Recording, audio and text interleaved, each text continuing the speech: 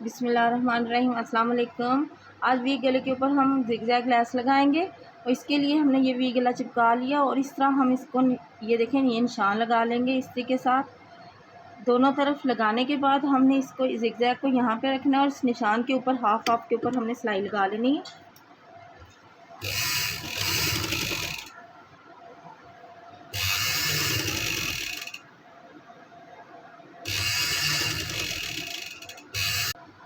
यहाँ से इसको मोड़ेंगे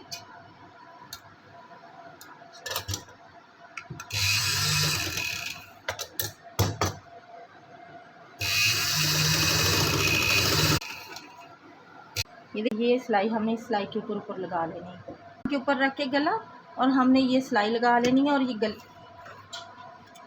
गुम सिलाई के साथ लगी है ज़िगज़ैग लैस। ये इसकी फाइनल लुक है।